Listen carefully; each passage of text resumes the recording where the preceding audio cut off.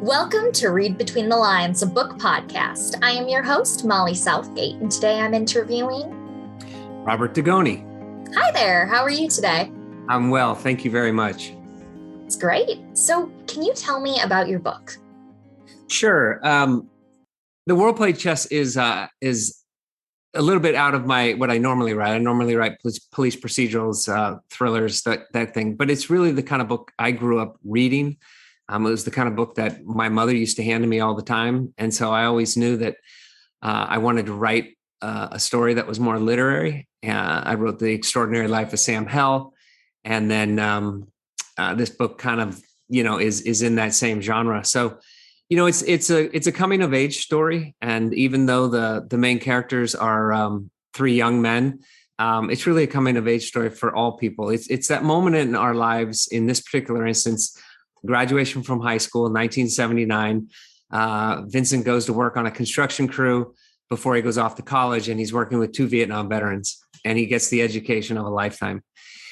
And it's that moment in thinking all of our lives, male, female, it really, doesn't transcends all, gender, it transcends race. And it's that moment when, we finally realize the bubble is burst. We are no longer living in that comfortable little environment where we go home to mom and dad every night, where they make our doctor's appointments and they do this and they that. You're supposed to be an adult. You're supposed to be an adult and you're supposed to go out in the world. And whether that's at college or whether that is in the workforce, or for these two gentlemen, being called out to Vietnam. And we're really grossly inequipped to do it. And that's really what Vincent finds out when he goes to work on this construction crew, and he's supposed to be a man. He's supposed to pull his own weight, and he starts not only to not be able to pull his own weight, but he starts to hear the stories of these two men in Vietnam. And he befriends one of them in particular who's going through PTSD. He doesn't know it because we didn't know PTSD at that time. And William begins to really fall apart and on the job. And Vincent is what I like to call the blank pages upon which William basically writes his story of what happened to him and why he's the way that he is. Now, that's something I definitely want to talk about, because that was like such a beautiful metaphor that you used, especially later on in the book. Like at one point, try not to give away anything, the main character Vincent says like it's that William had 3 journals throughout his life. He never just had 2, because he was like his own journal. And I love that, because like as people, that can happen where you feel like you're kind of something like that. Someone is like, you're absorbing all these stories, or it can be the other way around where you're the one telling the stories to this person, right, to sort of pass on. Right.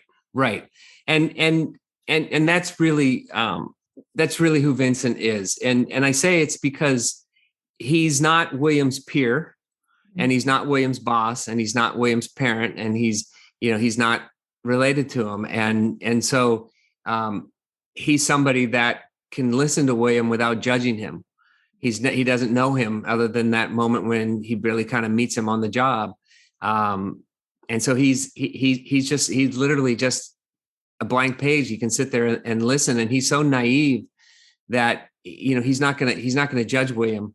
But what he learns, 40 years later, when he's an adult and he has his own 18-year-old son going off to college, and he receives William's journal of his year in Vietnam in the mail, he realizes he doesn't have the whole story. William was not able to tell him the whole story. And William asks him to read the journal in the order that it was written so that he'll understand. And Vincent does. And he realizes what happened to William and the terrible tragedy that happened to so many of those young men in that war, and why William is the way that he is. Yeah. And reading about and I love that you had us read the journal along with Vincent. And I want to ask you about that too. What was it like doing research and like getting into the headspace to be able to write that and having a perspective of a character going through all those horrors in Vietnam? Yeah, it actually the idea came from my son, who was 23 at the time.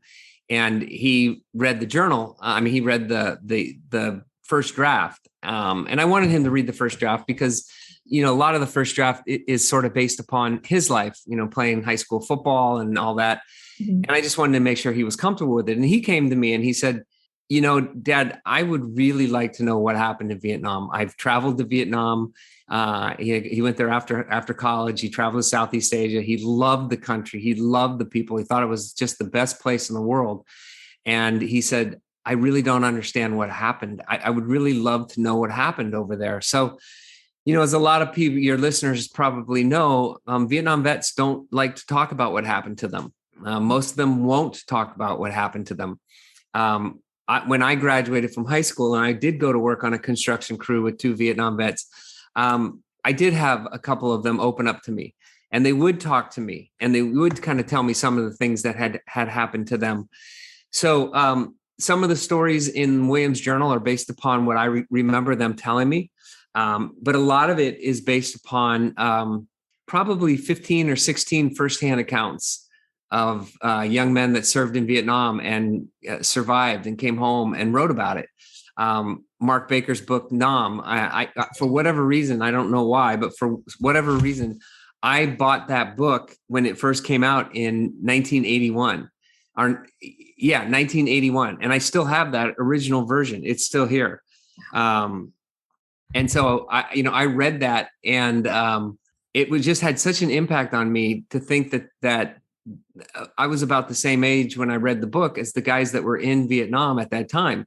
Mm-hmm. So I read all those, and I read until the stories began to repeat themselves, which is usually what I do when I do research. Is I'll continue to do research until the stories start to sort of repeat themselves. And then I watched all the movies that are out there, Apocalypse Now and Platoon and Full Metal Jacket, all the Deer Hunter. I mean, all those movies that are out there, I watch. And then I watched documentaries, and then, Ken Burns documentary and a bunch of others. And then I did have two veterans. One was a gunny sergeant over in Vietnam, who's a good friend of mine, and he's a Marine. And he was willing to read the manuscript and talk to me and go through it and make sure I got the details and the facts and all those things correct. I mean, even just where were the Marines located in Vietnam? Because they weren't everywhere. I mean, that's sort of the fallacy, is the Marines are a unit unto themselves. And so the Marines were someplace, and the Army was another place, and the Navy was they're all over. So Bob was really very instrumental in helping me get the facts and the details correct.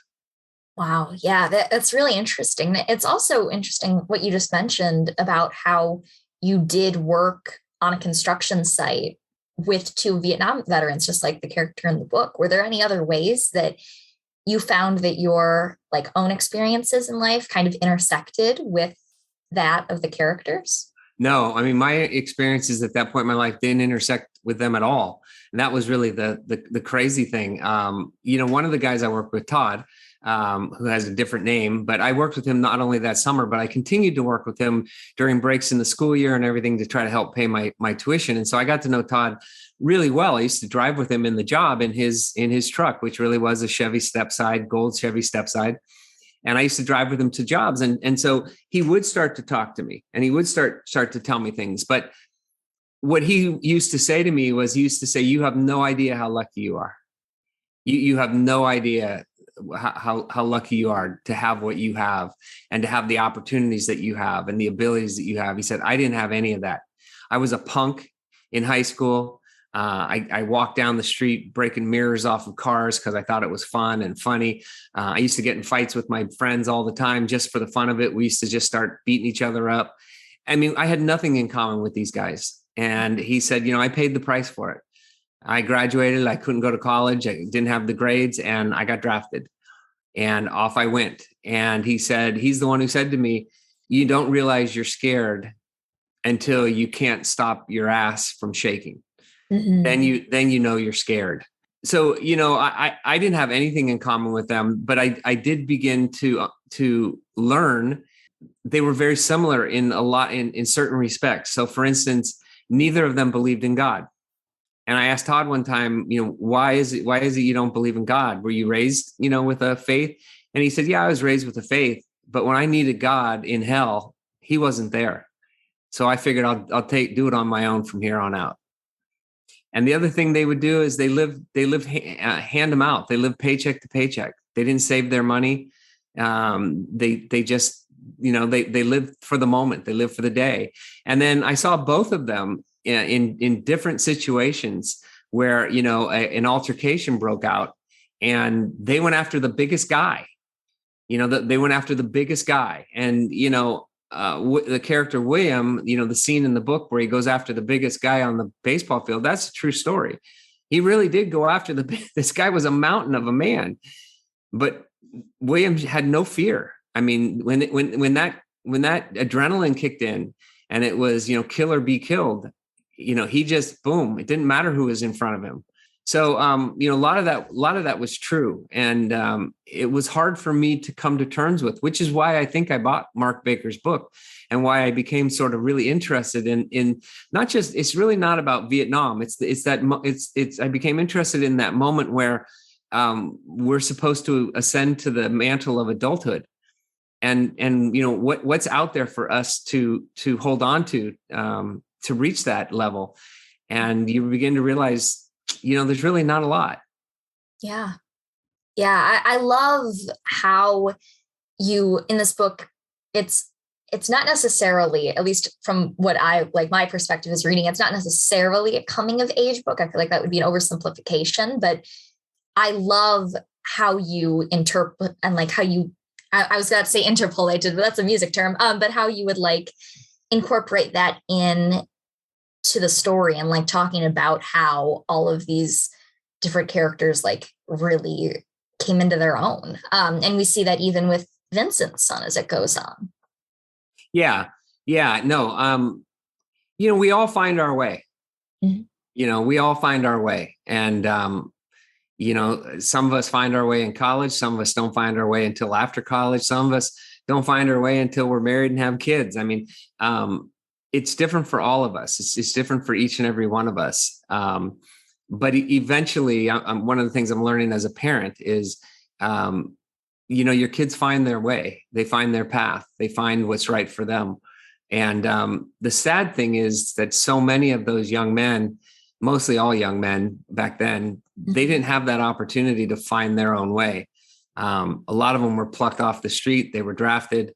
And they were told what to do and where to go and what they were going to do. So they didn't get that opportunity. They had to grow up overnight. They had to go from being boys to men literally overnight. And that's sort of the whole point of when he goes off to boot camp. Your parents are not here anymore. I am your parent. The drill sergeant says to him, I am your parent. I am God. You answer to me. And so, that I think that's sort of the tragedy for so many of them is they didn't have that ability. Yeah. Like I can't even imagine like having to go into a situation like that where you're like completely separated from everything at such a young age. Yeah. Yeah. No, I mean, think about what we all go through, as growing up.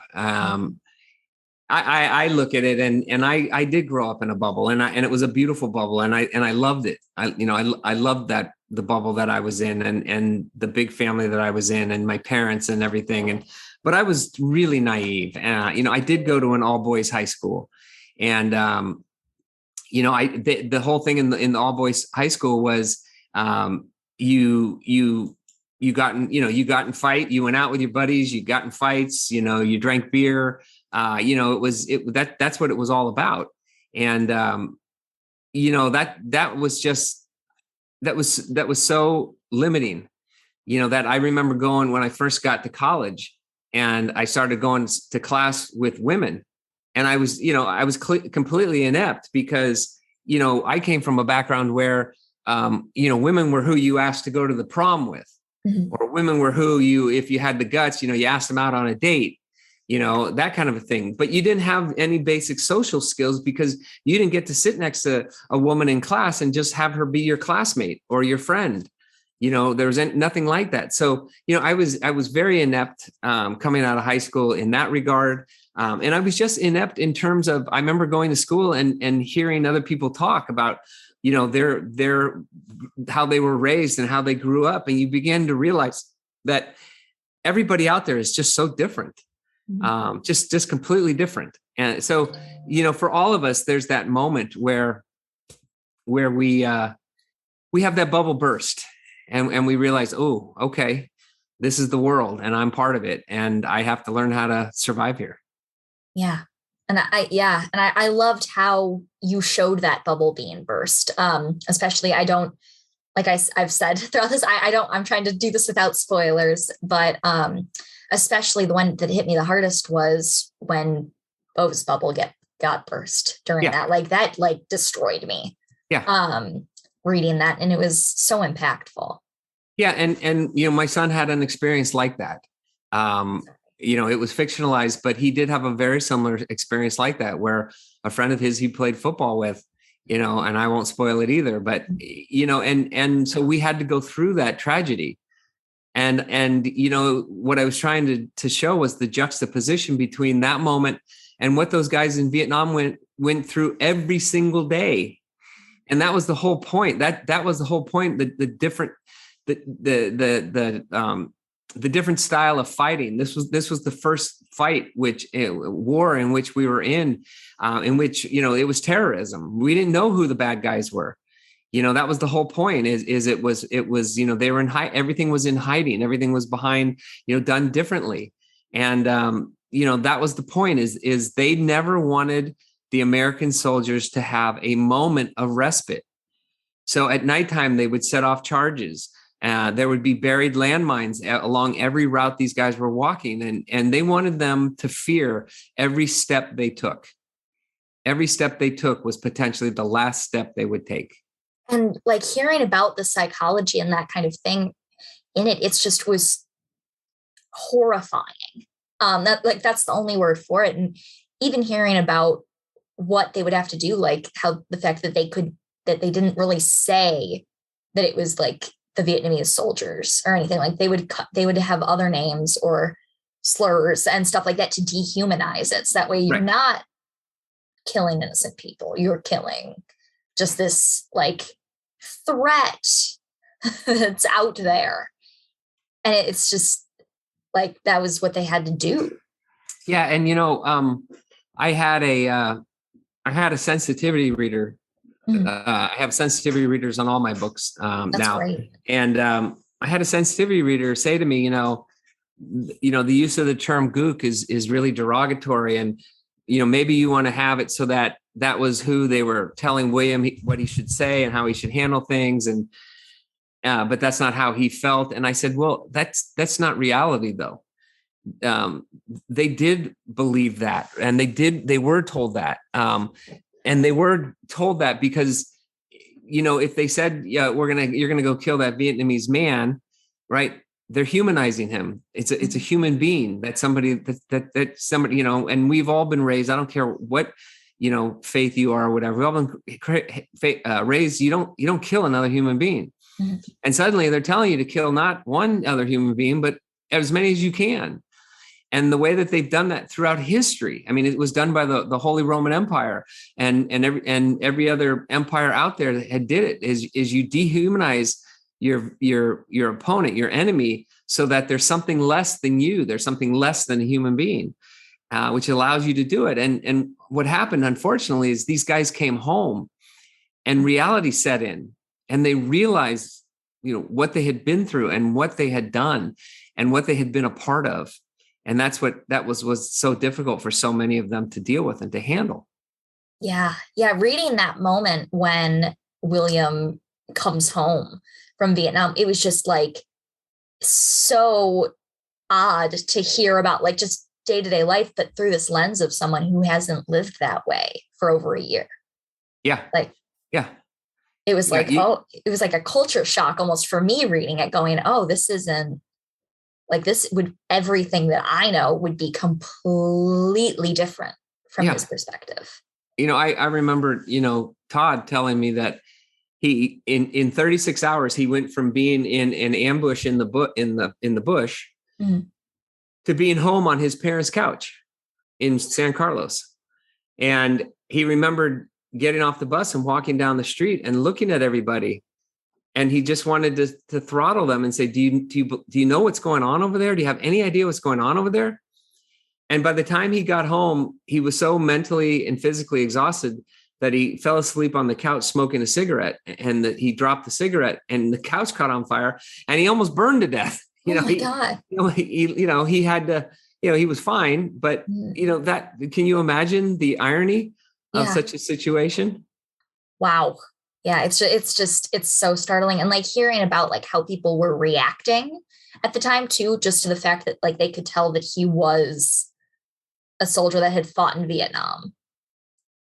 Yeah. Like seeing them and how people were like looking down on him and stuff. And it's like, yes, the US government was very much at fault in this, but also look at like what this poor, like very young man has gone through. Well, this was the first media war. Mm-hmm. And the United States thought that it would be a way for the American citizens primarily to see that they were on the right. They were fighting to combat communism, and this was a heroic thing to do.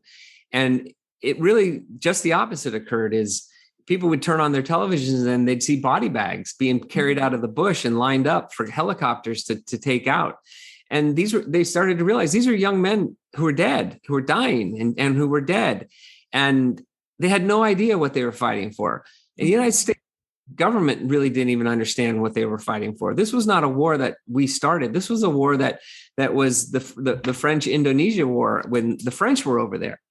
Mm-hmm. And it was a war about minerals and wealth. It had nothing to do with communism. It was a war that we had no business in too. And we didn't. We had no business being over there. And we kind of got sucked into it. And then the French got out and we were then stuck over there. And a lot of people who have read the book have sent me emails or posted. I think that it's not unlike sort of what was going on in Afghanistan at the end. We went into Afghanistan with a very good, solid reason. We were going after Osama bin Laden, a man who was responsible for the death of close to 3,000 Americans. And it was a war and we were going in, but we got sidetracked and we got diverted. And George Bush sent troops to Iraq, instead. And so we were in this 10-year, 20-year quagmire about Afghanistan. And so a lot of people have said, the same thing. At the end, they didn't even know what we were fighting for anymore. Yeah. And hearing that, like reading it from the perspective of a character who is fighting in that and is going through that thinking, what are we actually fighting for over here? It was like shocking because I've researched a lot about the Vietnam War. But I don't know everything, certainly. And like, I never heard it in that perspective and in that way too. Yeah, no, it was really difficult for those young men because, it was not like World War I or World War II, it was completely different. And then things started coming out when the Pentagon Papers got published and, things started coming to light. And then the American public was even more, disgruntled and dissatisfied that our young men were over there dying for what? For what were we hoping to accomplish? And it's, it's a difficult price to pay. And there are some times where there's justification, but as we neared the end of the Vietnam War, I think people had a lot of trouble justifying it. Yeah, definitely. I mean, 50,000 plus young men and women died over there. At young ages, people that had all the potential in the world, who knows who we lost over there, what they would have done with their life, with their careers, what they would have discovered, what they would have built, all those things. We don't know because they didn't make it. Yeah, it was completely just senseless and awful. And it really pulls that into focus, especially those elements like showing like how at fault the US was too. Like it really puts that into perspective in this book. Yeah. And, I don't want to come off as an anti, US, the book's not that, no, but it really, that's why I really wanted it to come from the perspective of the guys who served over there. Mm-hmm. Is I think we lost sight of what we were doing over there. And that's what the parallel was that a lot of people that have emailed me have said about Afghanistan is we lost sight of what we were doing over there, so that in the end, when we were getting out, we didn't even know what we had been there for. But if you go back and look at the beginning, we were there for a very justifiable reason. We just lost focus. Yeah. Yeah. So kind of like a complete 180 from what we were just talking about, but we're running out of time, and I really wanted to get this question in. Can you tell me what it's been like having your books optioned for film and TV? You would think I would say that, oh, it's great, it's wonderful, it's terrific, everything's rosy. I write novels. It's what I do. And so when I sold the Charles Jenkins series, for instance, they asked if I'd be interested in writing the screenplay. And I said, no, I don't want to write the screenplay, because I know people that have written screenplays, and you don't write screenplays on your own. The first screenplay might be you're submitted, but then you're in a room with 6 other people, and 6 other people are making edits and changes and suggestions and all these things. And sometimes it doesn't even come back what you wrote. So I would write a screenplay, and I'm not trained in writing a screenplay. I don't have that background, that ability. Could I do it? Probably. Would it be any good? I don't know, but I probably doubt it. And so I want somebody that knows what they're doing to write a really great screenplay that really honors my books and honors my characters. But people in Hollywood and LA, it's a business down there, and they're in the business of making things that make money. And so, I've had some instances where, I've been told we're going to make a change, and the change is not one that I agree with. But I don't have final say on it. I don't have ultimate say on it. So, the way I look at it now is, if my books get made into movies and they do a good job of it, then that's great. It'll be something, a legacy, further legacy left behind. And that's terrific. But I don't look at it that way. I look at it as I'm just going to write the next book. I'm going to write the next novel, because that's what I do. I'm a novelist. And what happens in LA is really out of my control. I think that's really awesome too, that you said, they had offered you to write the screenplays and you turned it down, because there are some authors that just say yes, and then you watch the movie or the TV show and it's like, okay, you can tell that this was not written by someone that writes screenplays. Yeah, and it basically, my main reason was it would take me away from writing novels, and that's what I'm good at. And I think as we get older in life, you begin to realize what you're good at and what you're not good at. And I've tried to really focus on what I'm good at. And what I'm good at is writing novels from the heart, and that touch people's hearts and touch their emotions. And I leave the promotion and all the other stuff to my publicists and all those things, because that's what they're good at. And I really am a firm believer in allowing people to do their job, to do what they're good at. Yeah. Because, I think that's what makes for a good team. Well, like what you were just saying about writing, like something that really touches people's hearts. I just want to say, you absolutely did that with this book. This book, at least for me, it completely wrecked me reading it. It was just really stunning. I hope everyone listening to this go out and get this book, regardless if you think you're interested in the genre or anything like that. Go read this book. Yeah, that's really the heartfelt reviews and emails I've gotten from people who have said that very same thing to me. Is I wasn't sure, I was going to like this book, but when I put it down, I know it's a book that I'll read again and again and again, because it will stand the test of time. And that's really flattering and humbling to hear.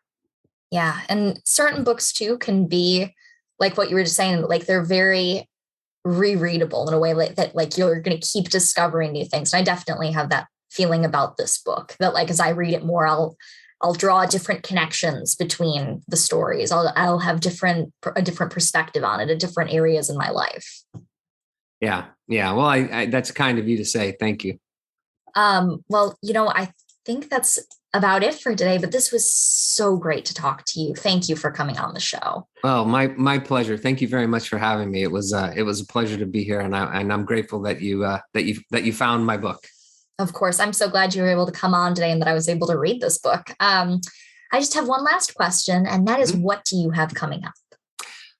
Oh boy, I have a lot coming up. I just had a release of a short story called The Last Line, which is sort of a prelude to the next Tracy Crosswhite book, which is Tracy. She's a Seattle's first female homicide detective. The ninth book in that, I think the ninth book in that series will be out next August of 2022. In the interim, in February of this year, I have the third Charles Jenkins espionage book coming out, sort of the third book in the trilogy, called The Silent Sisters. And so I'm excited about that.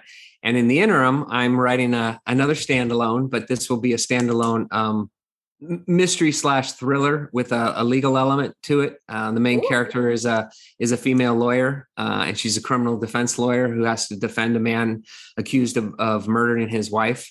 So I'm excited about that. I'm kind of getting ready to turn in that first draft and get some feedback on it, and then go from there. Awesome. Well, everyone listening to this, go check out those books. Go check out The World Played Chess, please. And just once again, this was so great to talk to you. For Read Between the Lines, my name is Molly Southgate. And I'm Robert Dugoni. Let's end this the way all great stories end. Happily ever after, the end. Thank you for listening to Read Between the Lines, a book podcast. This episode is hosted by Molly Southgate. It is edited by Rob Southgate and produced by Southgate Media Group. You can get in touch with the show at readbetweenthelines@gmail.com, or you can send us a voicemail at 708-887-9473. That was 708-887-9473. You can also find us on Instagram at Read Between the Lines Podcast. Thank you so much for listening.